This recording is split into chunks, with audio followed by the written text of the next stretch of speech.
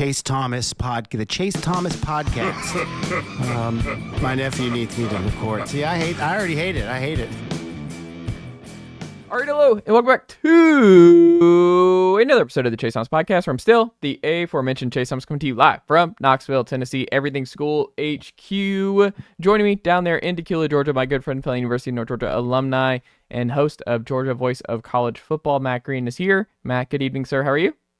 Good evening, sir. It is good to be back with you on a Sunday night, like we do every week. Well, most weeks, I should say.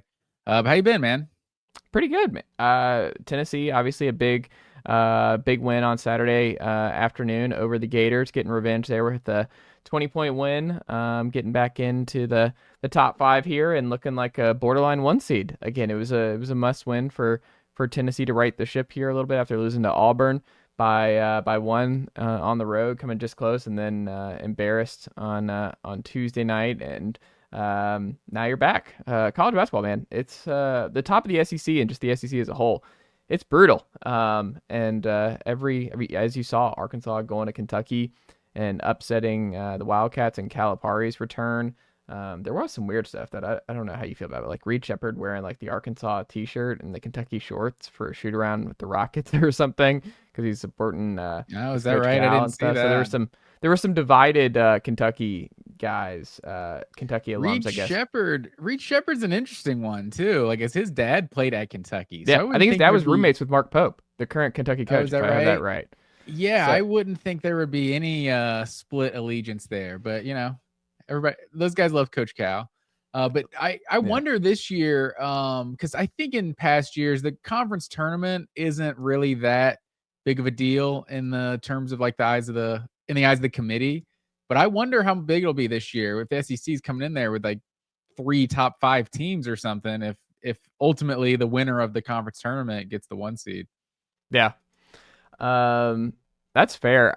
It's just going to be. I mean, there's just so many good teams. I mean, Georgia, it's gotten really rough for them of late. Another beat down to Bama on Saturday. But, I mean, Mizzou is obviously much improved. Kentucky's right there. Arkansas, a borderline team, but they had a huge win, as we just talked about here at Kentucky. But, yeah, man, it's going to be a dogfight. Tennessee still got Alabama on the schedule, still got to go to Lexington and face Kentucky.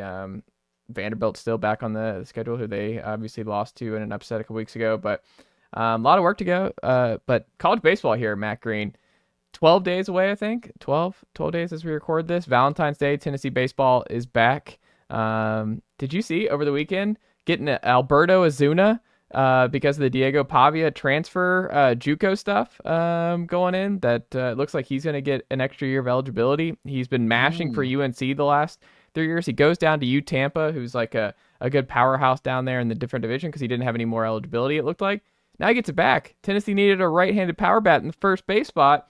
Tony Vitello, the best coach in college baseball, the best recruiter in college baseball, is like, we got you a spot right here. And it's just Ozuna out of nowhere over the weekend. Big time. Like, it's just the powerhouse. Like, it's just, I imagine this is what Alabama fans felt in football for like a solid 15-year run, where you just feel like you're just going to casually just go get anybody. It's like, all right, we'll just go get Ozuna. We had a slight hole at you got 1 championship. You're comparing them to Nick Saban over here. Let's just pump the brakes over We're here. the coolest program in college baseball. Like, we're on the top of the world. Like, there's no one cooler in college baseball than Tony Vitello. And there's not a better program right now than Tennessee baseball. And it's just, he's cool. He's a cool program. They get points for being the coolest program. Is that what happens? I mean, it matters. Like, Alabama was cool. Alabama's still kind of cool. I mean, it matters. Being cool matters. USC was cool. Miami was cool in the early 2000s. Being cool, so it matters in sports. Yeah.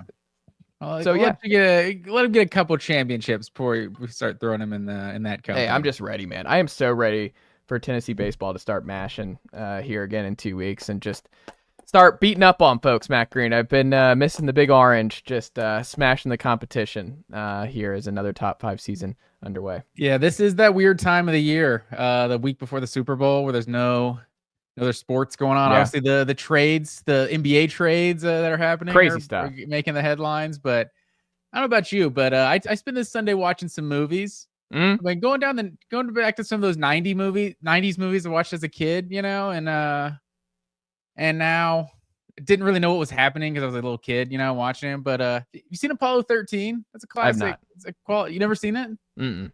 No, it's a quality movie. If I saw it, it was when I was a kid in school. But I don't remember it. I don't think that counts. If it was on during like a class day where we had a substitute or something, they just put it on like to just like keep us engaged, or just to like, hey, here's something to do for an hour and a half, kind of like a free period. But I'm not paying attention there. Like unless it's Wishbone, I'm checking out. Like unless if it's not Wishbone, he's not solving any crimes here. Then not traveling back in time. Then you don't have my attention. Bill Nye. I also watched Armageddon, so maybe I was on just like a 90s astronaut kick. I don't know if you've seen Armageddon.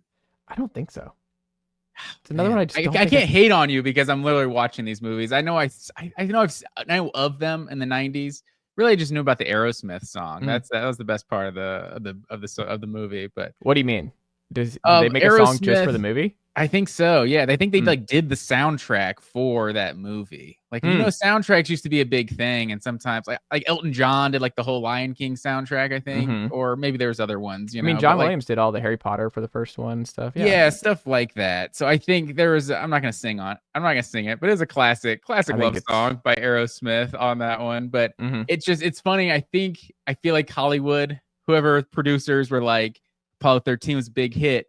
We need to get like an everyman Apollo 13. Get the common man in there. So like that was like the plot of Armageddon. It's like they're like the oil riggers had to also become astronauts because they were the ones that knew how to drill, because they had to land on an asteroid that was headed for Earth and like blow it up. That's like the plot, right? Okay. So it's like all these just cool guys, they're not like trained like super smart astronauts, they worked on an oil rig. And so that was like that was like the charming quality of the ragtag group that's helping to save the world. You know what I mean? Wow. So it was like, we got to get every man in an astronaut uniform. That's what the people will love. See, I'm saying no to that. All these jobs, like in an Armageddon situation, I'm done, man. Like I'm not signing. I'm not volunteering. I'm chilling out. I'm chilling till the end. There are some people who are running to the action and are like, I'm gonna do whatever we can to save humanity. Nah, they did. Yeah, but and a great cast too. Like young Owen Wilson, young Ben Affleck in there. Bruce Willis obviously, but yeah, it was quality movie watching day. Not the big Sunday. I wasn't watching the Pro Bowl games, unfortunately. Nah, I'm not doing any of that. I do think Ben Affleck and Damon have a new movie coming out on Netflix, I think, here soon. I don't know if you saw that, like a new crime drama. I think it's like they're Miami Cops or something. I think I saw that. We're a couple of weeks out from Yellow Jackets being back here on Showtime, that I'm very excited about. But yeah, I mean, it's a weird time because we got football wrapping up here, Super Bowl next week. And then football will be gone for a while. And also spring games getting canceled. I think this is going to be the norm, man. I think they're all going to go because it's like with the portal and everything. Yeah, I think it's over. I saw Nebraska like on the ticker. They're getting rid of theirs. I'm like, this is all gone. I think these are all going to go away. Yeah, I think Lane Kiffin was the one that nailed it. It was like, just do a slam dunk contest and whatever. It was like where they play a dodgeball or something. Like, don't show who your good players are on national television that people don't know about yet. Unless you're going to get rid of that spring portal. Like if you get rid of the spring portal window, then you can do it because they can't go anywhere at that point. Like you can tamper and all that kind of stuff for next season. But if you get rid of the spring portal window, then there's less of a advantage or disadvantage of doing a spring game and taking it somewhat seriously. To me, the spring portal just seems like a no-brainer. Like just because like you're a student. Like at the end of every semester, you can go to a new school. You know what I mean? So it seems like there should definitely be, regardless of when you put it, sometime after the spring semester ends. Like that should be, open season for any student to move schools. We'll see here. It's gonna be interesting to see what sticks and what doesn't, because I think change is inevitable as we continue on here in college football. Matt Green. First things first, dog bites here. I have a question for you before we get into some Tennessee stuff and then our national college football conversation as a whole. Matt Green. This is something I was thinking about here, and it was not just because Dan Jackson had a good week at the Senior Bowl and making plays, and all that stuff. He looks Dan Jackson. He might carve out a role at the next level. Underrated safety here at Georgia the last couple of years. But who do you think is the most underrated Dogs player that UGA will miss the most in 2025? Well, he's stealing my thunder there, sir. It's Was it Dan absolutely Jackson? dirty Dan Jackson. Yeah, because I mean, I kind of felt like Jalen Walker was an underrated player like all year, and then it's like, then he wins the Butt Kiss Award. It's like I don't think you're underrated once you're winning the Butt Kiss Award. In the defensive line, I think Warren Brinson, I think, is a super underrated player, but there's just so many guys in his ear Stackhouse. It was like a collective. They were kind of collectively underrated, just kind of doing the dirty work. But I feel like Dan Jackson, I said this all year. Like, if you went in blind into 2024, this is the first time you just got off a spaceship. That was the first time you've seen Georgia football play, and someone told you they had an All-American safety on the team.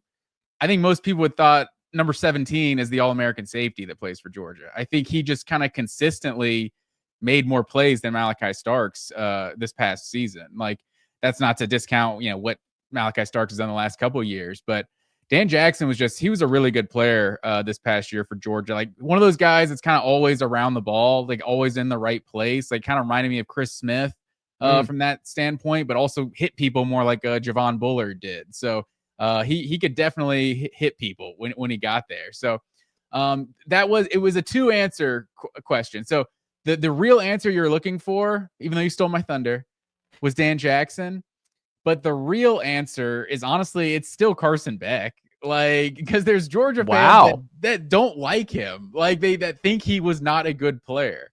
So it's just like, he's definitely the most underrated simply because of how huge of a loss he is, and how just having a question mark at the quarterback position just kind of puts everything up in the air. Like, it wouldn't surprise people. I think if Gunnar Stockton was one of the 5 best quarterbacks in the SEC next year, and Georgia's offense was really solid, and Georgia was a top 5 team. Like, I'm shocked at how many people are predicting that to happen, basically. And ESPN, I think, had him predicted to be the number 1 seed in next year's playoffs. So it's interesting. I'm not sure I'm there yet, but, good or bad, Carson Beck was Georgia's offense last year when they had a bad running game, bad receiver play, a mediocre offensive line. He was the offense. So I feel like Georgia fans should just probably mentally prepare themselves for Carson Beck to ball out at Miami next year. Like, it's probably going to happen. Like, and maybe that'll just add to the hatred of Bobo. It'll justify, it's probably because Bobo, that's why he was so bad. But I don't know. I think Carson Beck is still the most underrated loss from this season, because I think Georgia fans kind of think they're just going to pick up where we left off and, well, maybe improve. You don't want Georgia to pick up where they left off a year ago. And maybe Gunnar Stockton is better than Carson Beck, and it shows, but it's going to look a lot different in 2025. That's for sure. I'm kind of surprised you went with Carson and Dan, because I think you're missing one person that I would have thought you would have thrown out here, because you've been on him all year. Who's that? Trevor Etienne. I guess when I'm thinking just most underrated, I think. Well, I mean, I just look at him. We talk about how Georgia fans feel about Carson Beck. Like, I don't know how many Georgia fans, because you were kind of on this whole year where it's like he was their best offensive player. Like, Trevor Etienne, like, he was in and out, and that was just more health stuff. But they don't really have. I mean, the Robinsons, we'll see if either of them can stay healthy. Branson looks to be healthier right now than Roderick. But I mean, Nate Frazier could absolutely just be a dude and be a bell cow back, but that's just not the game anymore. Like, you need multiple backs. Like, you need, I mean, even the best of the best of Georgia football is still Chubb and Gurley. It's still, you need guys. Like, you need a combo. Like, the best versions of these Georgia backfields, it's not just James Cook. Like, you need other guys in there, and it doesn't mean Branson, Robinson, or Roderick couldn't be it. Maybe it's, what's his name? Chauncey Bowens, I want to say, is his name. Maybe he's the number 2. But you didn't get Usmani Kromah of Lee County, who was a powerhouse 4-star guy that who looks like a potential star. He flips to Florida State at the very end. That was kind of a sneaky need for them because they're still thin, and they didn't have anybody in the portal that, like, I just kind of wonder if he's going to be an underrated loss in terms of, man, you're putting a lot on Nate Frazier, and you really, really kind of quietly need one of the Robinsons to stay healthy and settle into a combo back situation next year. No, I agree. I think with your question being like, who's the most underrated like player we lost? Yeah. I think among Georgia fans, they know how big of a loss Trevor Etienne is. Like, I think even though it was his least productive year in his 3 years in college, like he was Georgia's best offensive playmaker a year ago, and I think Georgia fans know that. But nationally though, maybe I've heard people talking about him being like a top 100 pick and how he had a huge week at the Senior Bowl, and that's kind of changed or risen the stock of his. So maybe nationally people didn't know how good Trevor Etienne was a year ago.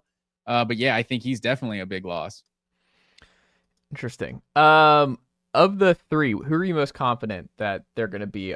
That position's going to be okay. Jackson's replacement, Beck's replacement, or Etienne's replacement? What are you most confident is going to be better, or at least even as what you saw a year ago? I would say, even though I did say Dan Jackson was underrated, I think the safety position under Kirby Smart is just like, I'll pencil in that position to get solid play like every year. Like even a year where you get a guy like a starter that's been around for a while, that wasn't the highest ranked recruit, like a Chris Smith or something, like a lower 4-star guy, and it's like he was one of Georgia's more consistent safeties that we've seen under Kirby Smart for a couple of years. It's like every year, whether it's Javon Bullard, it's Malachi Starks, like Richard LeCount, like if you can go back further, like your Georgia just always gets strong play out of that safety position. Like Lewis Seen, I didn't even name the only one that was a first rounder. Yeah. I like it. Switching gears here a little bit, Matt Green, on the Tennessee Vols side, not a lot of football stuff going on right now before we get into spring ball, and recruiting dead period is here now. But Isaiah Campbell, he's someone that I think is not on a lot of Vol fans' minds right now. And I think he should be. So Isaiah Campbell was a longtime Clemson commit. And Isaiah Campbell flipped really late in the process. He's a strong side defensive end, and he's now on campus. He's an early enrollee. But like I said, he's a strong side defensive end.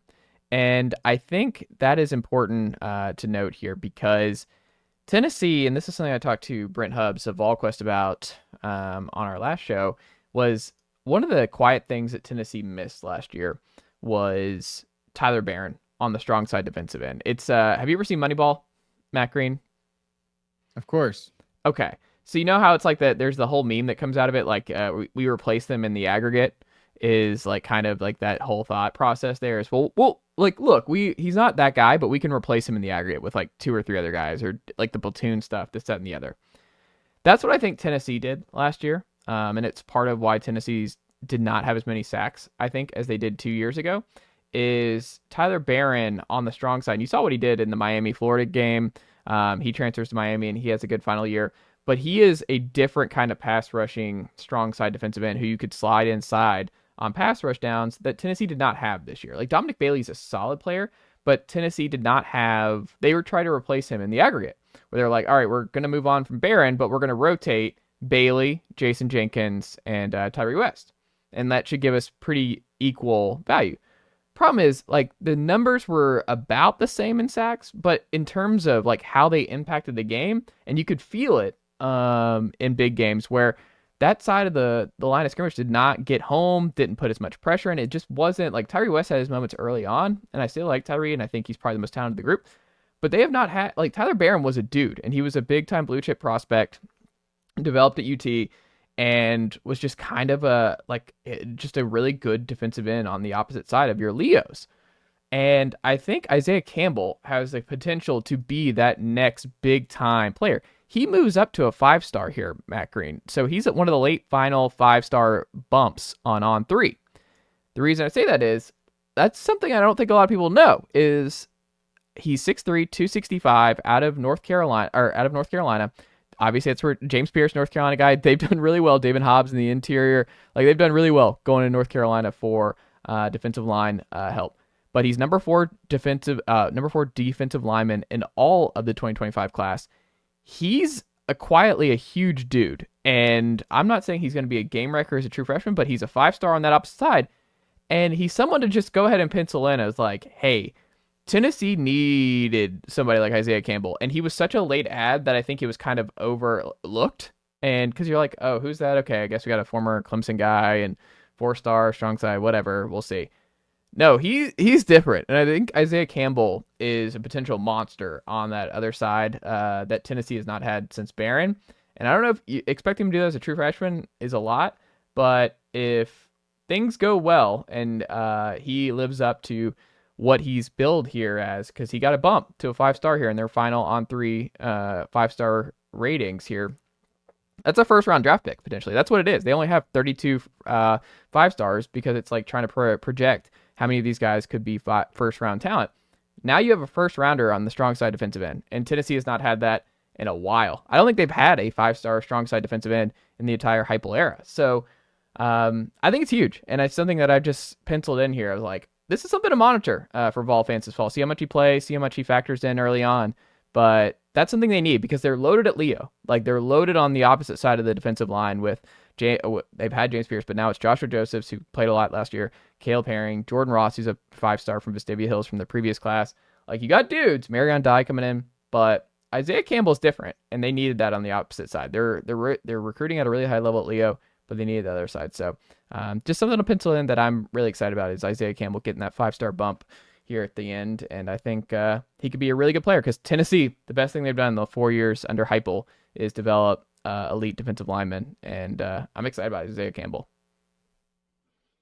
Yeah, I think that's you said it pretty much. The one caveat I was going to say was just on the defensive line. It's hard for me to expect true freshmen to make an impact, just year one. So, but definitely getting a 5-star like difference maker, like those are the kind of things you have to do to win national championships. You got to stack those elite recruits. Like, it's cool to go 10 deep on the defensive line, but it's even cooler to have, 4 or 5 that are absolute just studs. And that's a lot better. So yeah, I think I will say that's one of my pet peeves in recruiting is the 32 5-stars because of 32 first-round picks. Like, get out of here. I don't care how many first-round picks there are. I want to know how many elite players there are. You're going to bump a guy who you don't think is like an elite of elite into a 5-star because he's number 29 or 30. Like, I don't like that at all. I feel like ESPN's old rankings, like back when they were one of the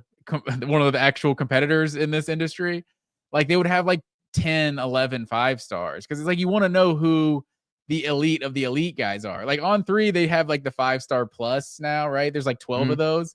It's like, that's what the 5-stars are. The 5-star plus. So it's kind of funny how they've kind of changed it, but I don't know. That's just one thing that's always driven me crazy is like having to have exact certain number of 5-stars. Some classes are better. Some classes have 15 5-stars. Some have 40. It just depends on how loaded a class is one year to the next. So I don't like the set number of 5-stars each year.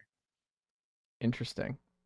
I wouldn't. I wouldn't lose any sleep over at Matt Green. I mean, it's it's still basically, if you're in that 32, I don't care. That means the projection is strong. Like, the takeaway is, look, if you're at that between 28 and 38, whatever, that means you're somewhere in the ballpark. Like, it will not be a surprise if you end up developing into a first-round pick, is really what that's saying. Sure.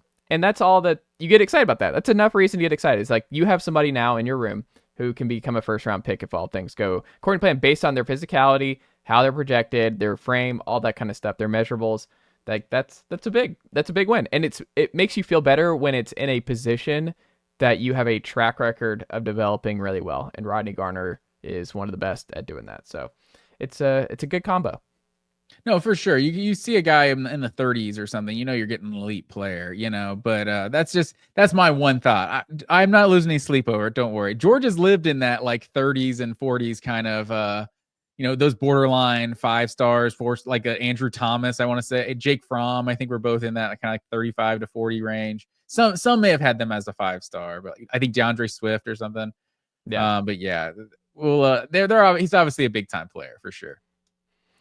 Woo! All right, man. Well, we have a lot of fun national college football stuff to talk about here as well, Matt Green. The first thing is, I guess this is just the nature of winning big in this sport. I guess what, Matt? Guess how many of the coordinators from the national title teams are remaining from this year's 2 teams? How many is How many is back I for next believe year? that is 0, sir. No, 1. Notre Dame's offensive Coordinators. coordinator, Mike Denbrock, is back. You're for talking year from 2. the game. My bad. Yeah, from the game. So 1, I jumped because the Al gun. Golden gone to the Cincinnati Bengals. Notre Dame's GM gone to USC, Chad Bowden. And then you go on the flip side here, Ohio State offensive coordinator Chip Kelly going to the OC job at Las Vegas to join up with Pete Carroll, 2 Pac-12 legends teaming up here.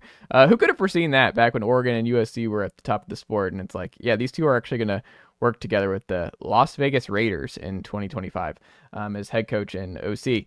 And then Justin Fry, one of their elite recruiters on the offensive line. They've done really well in that department. He moves on. He's now the Arizona Cardinals offensive line coach. And then their awesome elite defensive coordinator, Jim Knowles, gets poached by a rival in Penn State, who gives him like a $3 million deal to come over to Happy Valley to be their new DC after Tom Allen left to go be the DC for Dabo down there in Clemson. Matt Green, I mean, picked apart here, sir. Ohio State, they win the national championship, and here's your thank you. Go replace everyone who helped get you there outside of the head coach. Man, it's at least a lot better when you win the national championship, and this is a result, as opposed to like the Detroit Lions just getting poached and like what was supposed to be your year to win a championship.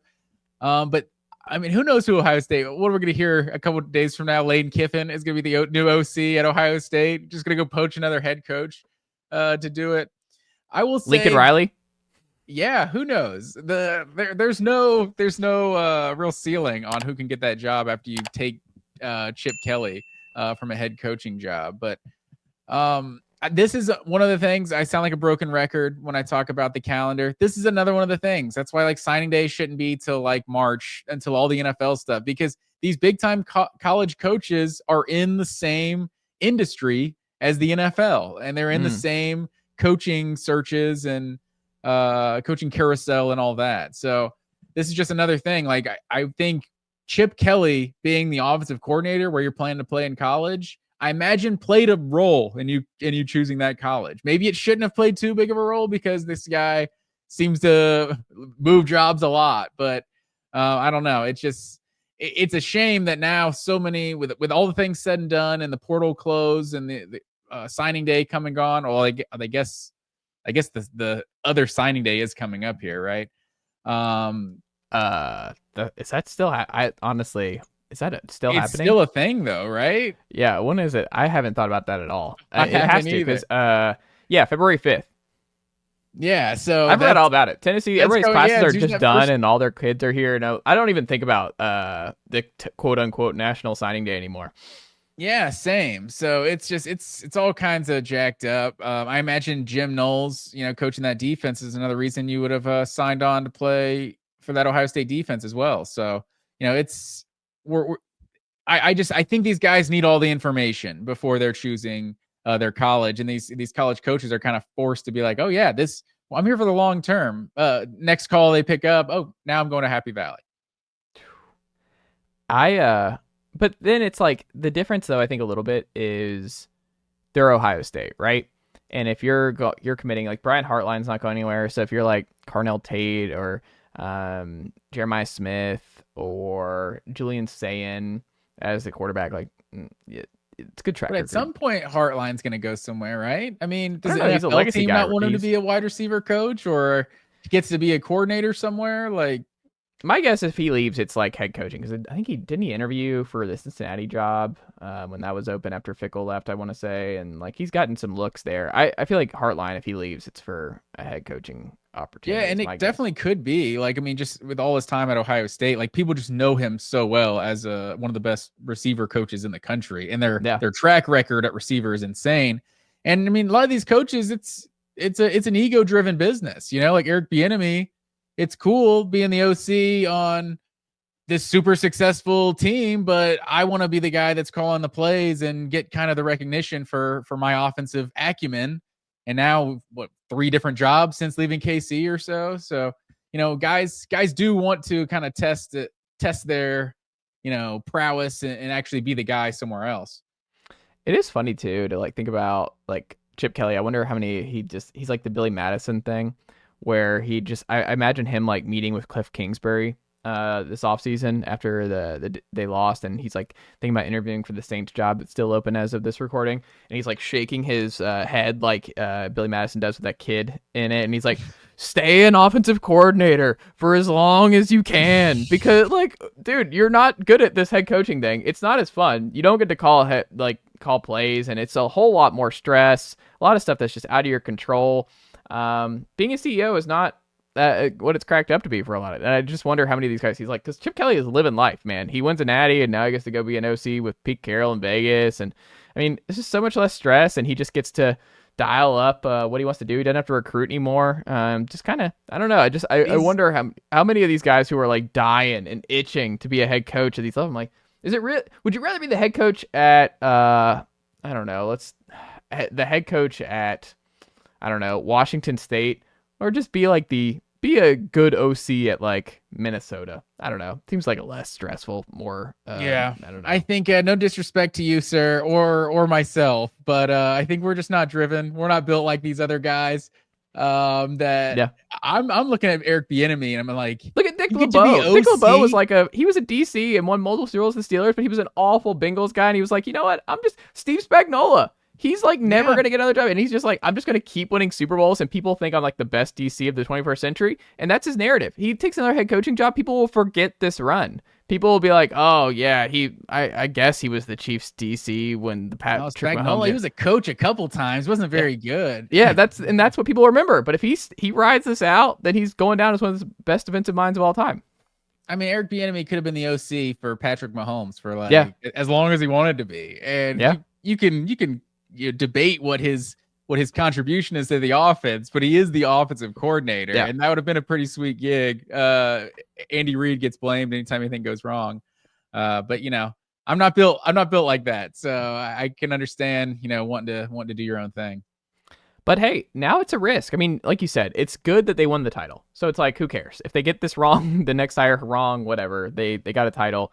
But it's just a high pressure job. Like it's an expensive roster. They're bringing back Jeremiah Smith, Julian Sand, 5-star kid. Looks like he's probably the starter going next year. They're going to have the expectations to win it all again, but they have to fill a lot of key spots here, at the coordinator spots and on the offensive line. But I think Kevin Wilson's name I saw come up. I think he has a history there and was just fired by Tulsa.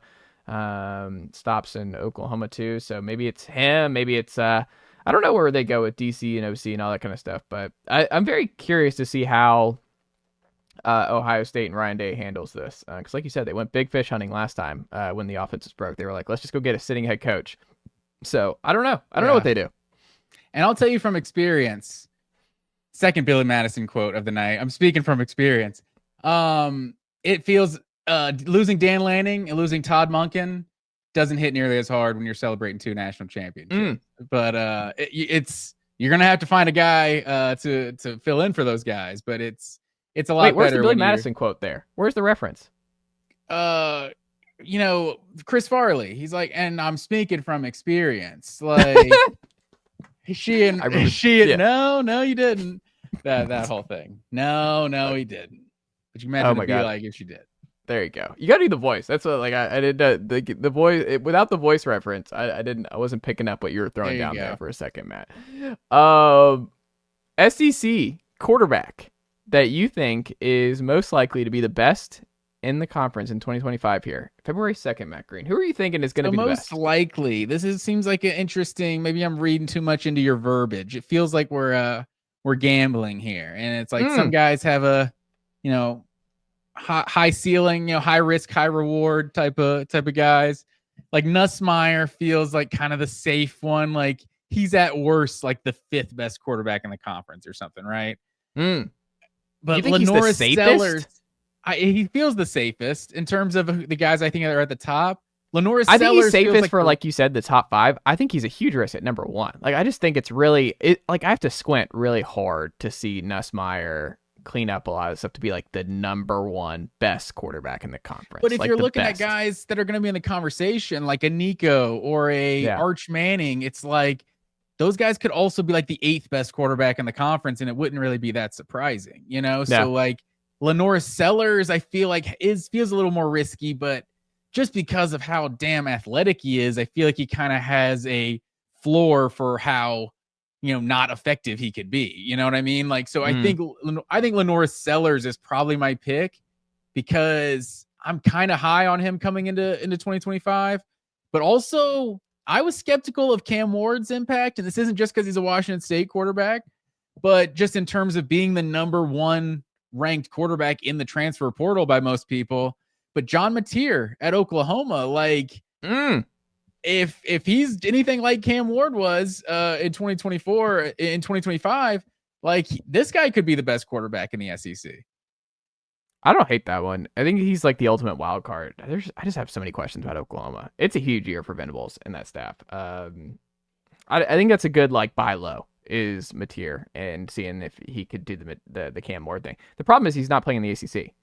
Like that's the problem. Is Oklahoma's schedule is still brutal again next year, and it's kind of the reason I have trepidation on Lagway. It's like Lagway could be really good, but I think his numbers might be kind of rough because if you look at that schedule, I think he's going to be in a lot of these tough dogfight games. And you saw he kind of has some turnover stuff.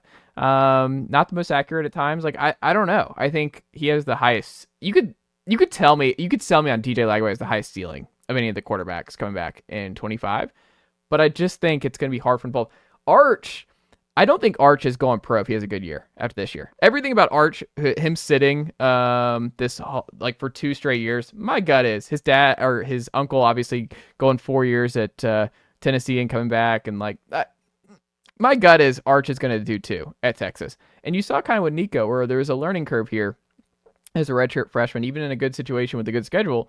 Like I just think Arch is...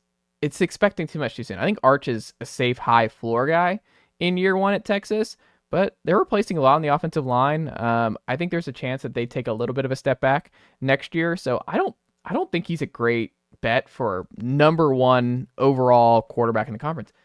You haven't said who it is, and I think this might be controversial here, Matt Green. I think it's Ty Simpson is my bet. Like I think I would make the Ty Simpson bet right now because there were rumors last year, right?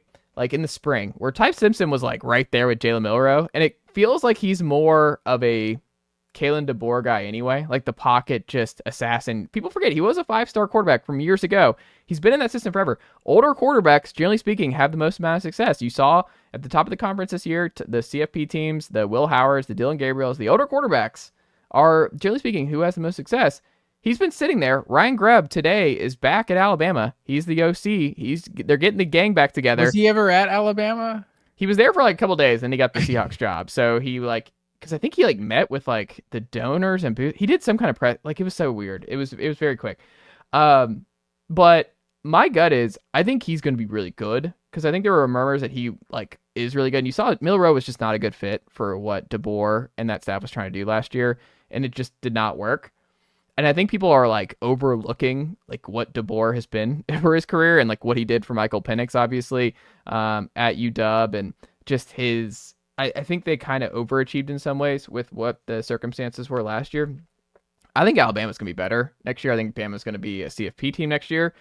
And I think Ty Simpson sitting and getting a year learning DeBoer's system and his kind of style and what Bama's bringing back. I think Ty Simpson's my bet as to who at the end of the year is like that we look at as like who's been the best quarterback in the conference this year. I think he's going to have the Jackson Dart type year where it's like, oh, look at that. Ty Simpson. His numbers are bonkers and he's just really good. I think it's Ty Simpson. That would be bold for sure. Ty Simpson, number 1 in the whole conference. I'm going number 1, Ty Simpson. I think Sellers is a great number 2 pick. I think Lenora Sellers is like a safe number 2. Because I don't think he'll ever get to number 1, but I think he's like a safe 2 to 4 range. Does that make sense? Yeah, but what's interesting about Ty Simpson is like we've seen the majority of Alabama offenses for the last decade be built around a dual threat quarterback. Like maybe the best team we've seen in the last decade was that 2020 team with Mac Jones. But I don't. Can he be Mac Jones? but they don't have Najee Harris and Devontae Smith and Jalen Waddle and just the ridiculous weapons that team had. Penix couldn't move, and it worked for DeBoer at UW. No, I mean, yeah, Penix is definitely not the athlete that some of these other Alabama quarterbacks have been, for sure. Maybe somewhere along the line of like Tua, like he's kind of that level of athletic. But that's an interesting. I was definitely not expecting you to go Ty Simpson. In terms of the most likely, like you think that's the most likely scenario? Because I think they have such a high floor, that team does, and I think I still am a huge DeBoer guy, and getting Grubb back, I don't know. I think my gut is I think Bama's going to be good. I think Bama's CFP team, like it wouldn't surprise me if Bama's the best team in the SEC next year. Yeah, I mean it wouldn't be surprising. Program report here. Speaking of the SEC, as we continue on our off-season series here, who is trending up and down? And this one I think is pretty interesting because we wondered if he was going to make it through to the 2025 season, and he did. Sam Pittman back. His staff is back. Petrino back. Taylor Green back. What say you, Matt Green? Is this a program that is trending up, trending down? Where are you at with Arkansas football in 2025? So I think you have to say, I guess it's hard to say. It's hard to say it's trending up, but I'd started to say it was trending down. You know, you had the 9-4 year in 2021, then went 7-6. But I think last year was a bounce back year from the 4-8 in 2023 to go 7-6.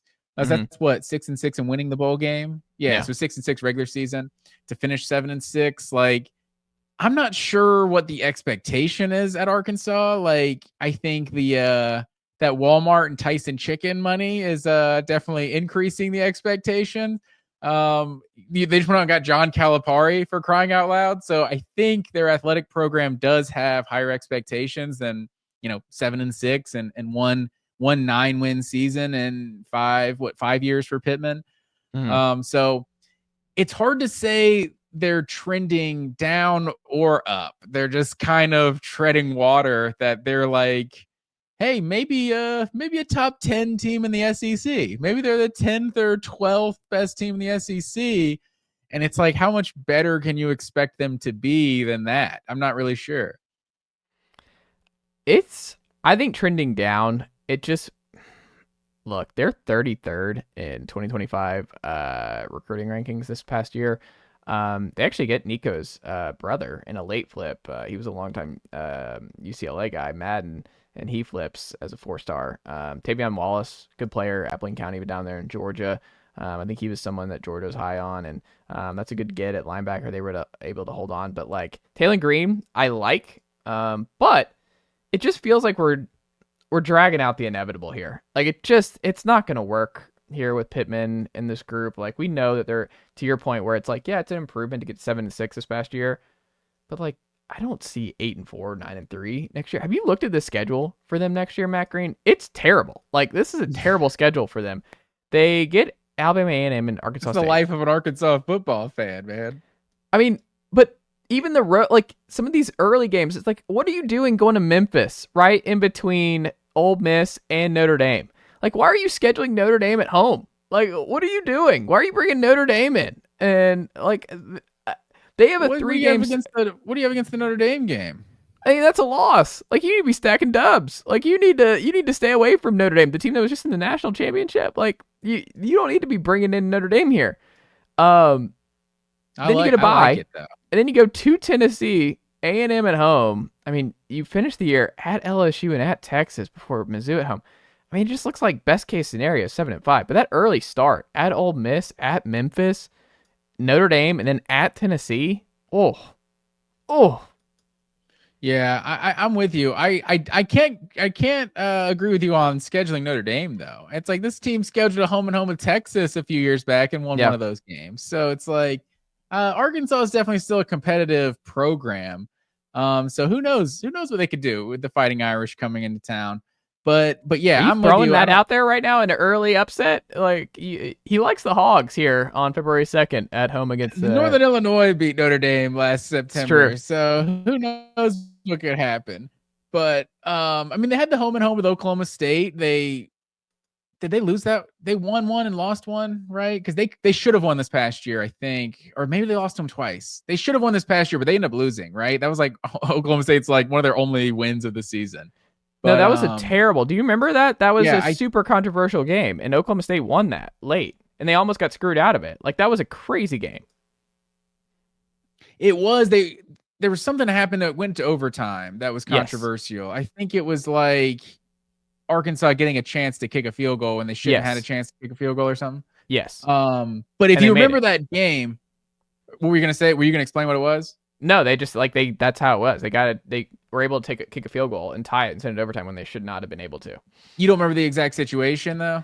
Well, I remember Oklahoma State had the ball and drove it down, and then was it a spot? Did they get a terrible spot on 3rd or 4th down or something? And then Arkansas got the ball back because there was a terrible spot or time. Maybe it was a time thing. There was a lot of controversy. It was either a bad spot or like some weird time stuff that went against Oklahoma State that gave Arkansas enough time to drive down the field and get set up for a field goal. There was something really weird about that. Okay, I can't. Is that jogging your memory? What it was? But yeah, they won 39-31. I remember this being a really bad beat because I think Arkansas was like a 6.5 point, or like it was like a 7.5 point dog or something. So it like they were doing so well, and then it gets to overtime, and Oklahoma State goes for 2, and they win by 8. But yeah, I remember Arkansas was like dominating this first half, and Oklahoma State got like a scoop and score. Like it could have been 28-0 at the half. Instead, it was 21-7, and then Oklahoma State got back into it. It was one of those things, they just kept turning the ball over, but they had like 500, 600 yards of offense or something, I think. But that's a whole tangent.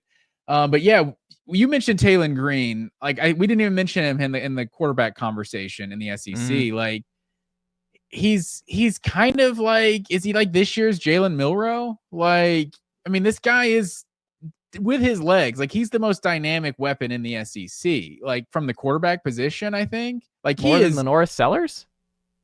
Maybe next to Lenora Sellers. Like This dude is an athlete. Like, and he has like that top end speed when he gets going, like outruns defensive backs. So he completed 60% of his passes this past year. Like just kind of, he was solid, 15 touchdowns, 9 picks. Like, you know, I'm sure if you broke that down game by game, he's got some big stats against, you know, I see at least 5 touchdowns and 1 pick versus Mississippi State, which everyone teed off on Mississippi State. But I think Taylon Green is one of those guys that's at least kind of a dark horse to take his game to the next level in 2025. It's possible. I think he's a good, interesting, like middle. I just feel like he's somewhere in the middle in the SEC. And the problem is like what helped Milroe is he's at Alabama. Like I mean, Taylon Green, I mean, Bobby Petrino, that helps obviously as his OC again. I don't know. I mean, I wouldn't rule out like a really good year from Taylon Green and Petrino. I just think the ceiling is low. Like, I think the ceiling on this Arkansas team is just kind of low, and I feel like it's a program just kind of like delaying the inevitable here as you wait to see what happens with the house settlement and all this kind of stuff. It's just like, let's ride this out. Sam Pittman's likable dude. Like, our offense is fun.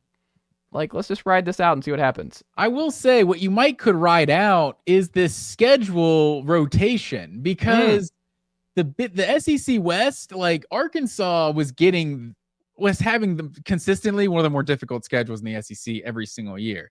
Not having the East and West, like at some point you're going to have schedules that don't have LSU, or maybe LSU is one that stays with the Golden Boot, but like you won't have Alabama and Ole Miss and a Texas A&M the same year or something like that. Like we've seen how some of these schedules have turned out. When you're in the bottom half of the SEC, you aren't one of those games you don't have to play. So those teams always have a gauntlet of a schedule for the most part. But I don't know. I think they could be one of the, you know, beneficiaries of the schedule of not having to play the loaded SEC West every year like they were, and then there'd be the years where they had to play Georgia along with that loaded SEC West or something. So I don't know. I think in general, like you said, Sam Pittman seems like a likable guy.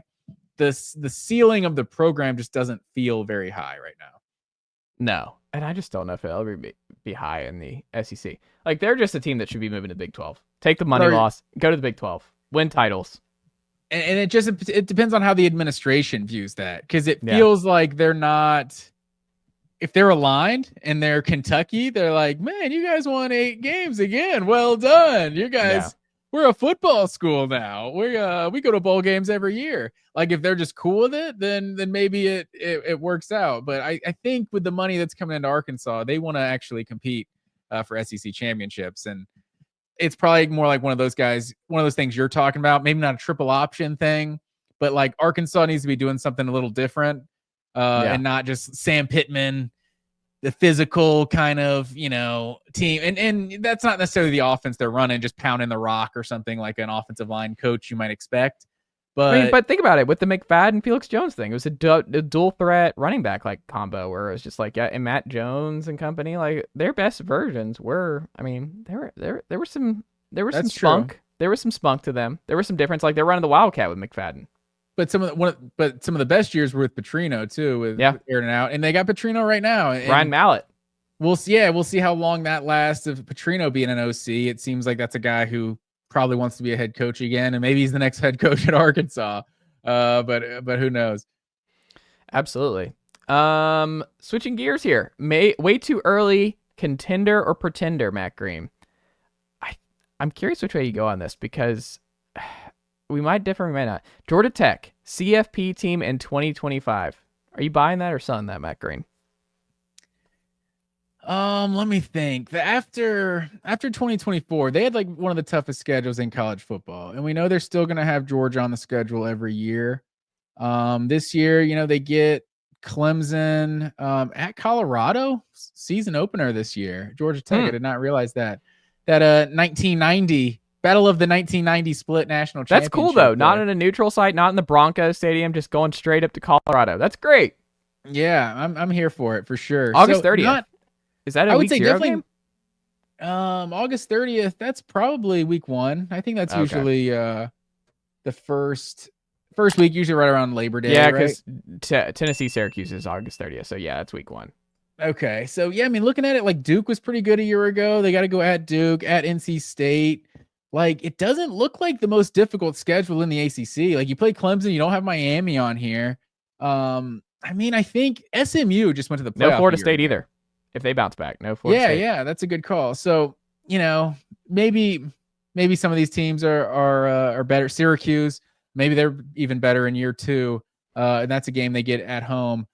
But yeah, I think the fact that SMU went to the a lot of what SMU and you talked about them like preseason a year ago people were looking at the schedule and was like, they're kind of avoiding everybody. This team might go undefeated and they lose one game and they end up and lose the conference championship, end up in the college football playoff. I don't think Tech's schedule is that easy, but if you lose 2 games and one of them's to Georgia or something, like I think the committee would be understanding of that. I don't know, but if SMU, like I said, if SMU can get to the playoff, I kind of have to say Tech is a contender. Well, I think they have to get the ACC title game. Like, I think that's key. But like you said, if they can get through, getting Clemson at home is huge early. Like, I think that's a big one. I think you can win at Colorado. They might be starting a true freshman at quarterback in Julian Lewis. Post Shador. You'll beat Gardner-Webb. Temple is terrible. You get them at home. At Wake. Wake's awful. You could be 5-0 there. Bye week. You'll be favored against Vatech. You'll be favored at Duke. Syracuse, you'll be favored at home. Placing Kyle McCord. At NC State's tough. It's always a tough place to play there. I'm looking at this. I think there's a path to 1 loss before they get to Georgia game. Like, if they have 1 loss there and they drop the Georgia game, I think they're probably in the ACC title game at that point. If they're 10-1 going into Georgia and they lose that one, I think they're probably in the ACC championship game. And then all bets are off. But people who are not ready, like this, I'm going to go ahead and say, Matt Green, last year was a lot of fun. Tech and Georgia, obviously, an all-timer. This one, I think, is going to have a different feel because I think this one's going to have real stakes. And it's going to be 2 teams that very much could be in the college football playoff when they're playing for the first time ever.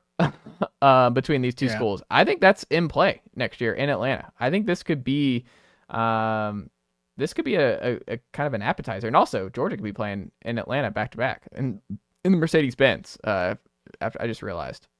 Yeah, that's true. I don't know.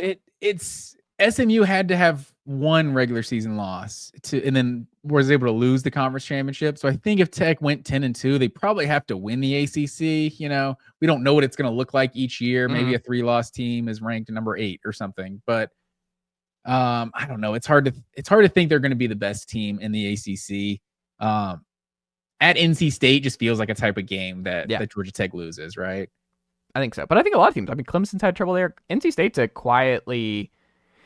State's like their home atmosphere when they're into it is kind of like South Carolina, and it doesn't get the respect where it's like it's a quietly a tough place to play, and it's a really rowdy environment, and NC State's really good at home, and they don't get the respect there where you're like, no, South Carolina is a tough place to play, man. Like South Carolina, they're never going to win a national championship at South Carolina or NC State, but like they get up for it at home and at NC State. And like we said, avoiding Miami, SMU, and Florida State, I think could be huge for Tech in 2025. I think it's a schedule. It's there. I would not bet on it right now, but if you told me Tech's in the ACC title game and they have a real chance at making the CFP in 2025 late in the year, I'd buy it. I think it's Haynes King's back. They keep Buster Faulkner. They keep their coordinators. There's a lot of continuity. They got some juice, man. I think Tech's got some juice. Yeah, I think if you're going to bet on it, now is the time for sure. The stock is low. I love it. Final one here for you, Matt Green. Rate the hire. Rich Rodriguez back at West Virginia, sir. What say you? What was my rating scale? Is it 1 to 10? Let's go 1 to 5. Like movies. Let's do 1 to 5. 1 to 5. I think this is a solid 4. This feels like oh man, now I'm questioning it as I start this comparison, but this feels like Bobby Petrino part 2 at Louisville, and that went really well, right? That was Lamar Jackson years and stuff like that, right? So it worked out really well. Rich Rodriguez has had the most success of anybody at West Virginia, maybe ever. There could be years before him that were good, but yeah, I mean, it feels like a good thing for sure. If I'm West Virginia, like maybe this is a guy too that's probably regrets his time, leaving West Virginia because it didn't really get better for him after leaving, and maybe he's gonna be here for the long haul. Well, I mean, he left for Michigan. That's a job you just got to go and see what happens. Any chance you get to coach Tate Forcier, you got to go. Not great. But like you said, I mean, at West Virginia, people don't remember sometimes. If we have any younger listeners here, because I mean, his last year at WVU was 2007, and that's kind of funny too when you think about it, like from a fan base standpoint. Like all the old heads are like, I'm sure all offseason were like, oh hell yeah, because there were the rumors of Jimbo, and it's like no, that's not the kind of reunion we want. We're good. We don't want Jimbo over here. Rich Rod, it's like that was an all-time great era. Like no, like you obviously have Austin and Divine and Gino, and like there were so many dudes. We could just start naming some guys here. Pat White, like obviously, just so many guys who came through and were stars, like legitimate stars. And West Virginia was a star program in the sport. Like they were putting up bonkers Orange Ball stats. What was that final score that they ended up putting up in the Orange Ball that year? Matt Green with Gino. Oh, the Clemson one. I think they scored like 60 or something like that. Like Rich Rod was humming. And I think people just kind of remember, like, he kind of did okay. I mean, Arizona, man, he went bowling. He won 6 or more games every single season except one, and that was in 2016. He went 43-35 at Arizona. No one goes 43-35 at Arizona. He went 27-10 at Jacksonville State. Obviously, the stuff at Michigan did not go well. But, I mean, at WVU, after that first year of the rebuild, we went 3-8. 9-4, 8-5, 8-4, 11-1, 11-2, 10-2. I mean, the dude is just, I mean, he's unbelievable. I think Rich Rod is a home run hire for them. And I think it's, like you said, I love the Petrino comparison going back to Louisville. 2 offensive geniuses going back to places where they probably shouldn't have left to begin with, where it's like the grass is not always greener. And dude obviously loves West Virginia. From there, coached at a lot of different West Virginia schools. Although, like if he would have, if he would have left a year earlier, he had the Alabama offer right before Saban. True. He turned it down before they went out and got Saban. He might regret that one. I don't know. I don't know if it works out if he goes to Alabama either. Yeah, I think it probably would have worked out considering what he did at Jacksonville State and Arizona and the Southern schools and stuff like that. Maybe it would have worked better than Michigan. But I don't know. His offense. I mean, he is unequivocally still got the juice, and that's the thing. It's like it's not Jimbo doesn't have the juice anymore. Like I'd be terrified of hiring Jimbo Fisher at this point because his main thing is just CEO, like hiring and bringing in boosters and recruiting really well. But you're like, okay, but where are the wins? And the offenses are putrid, and it's not fun. Like you're not enjoying the Jimbo experience in 2025. The Rich Rod experience is still fun, even at 61 years old. Rich Rod's really fun, and his offenses are still really good. And he's going to love the community. And it's like Big 12, like West Virginia has just felt like they're dormant, right? Like Neil Brown this is a program that's been asleep for a long time. And you and I grew up on fun West Virginia football. And I'm excited because I'm not telling you that it's going to be all sunshine and rainbows and they're going back to the CFP right away. But I mean, the Big 12 is wide open, as you saw this past year. I mean, Arizona State coming out of nowhere, BYU coming out of nowhere. Could West Virginia be a CFP team next year? Yeah, because Rich Rod just wins. Like I wouldn't be like stunned if they're right there in the first 2 years in the CFP because the dude he knows what he's doing, and I just think it's awesome that he went back to West Virginia because I just think it's fun. And when West Virginia has fun offenses, it's better for all of us because it's a great home atmosphere, and those fans really love the Mountaineers. So I love it. I think I'm going 5 out of 5. I think that's the best they could have done was bringing Rich Rod back. Yeah, I'm with you. I think is it going to be better? Is it going to be better or worse than Mac Brown North Carolina part 2? Oh, better. Or Petrino Louisville part 2? I think it's more Petrino. I was looking at it. I think I might have a revisionist history here, sir. Bobby Petrino was stepping in after the Charlie Strong years. So Bobby Petrino stepped in after a Louisville went 11-2 and 12-1. Then he follows it up 9-4, 8-5, 9-4, 8-5, 2-10. I guess got fired the one bad season. But Mac Brown, it's like he kind of didn't.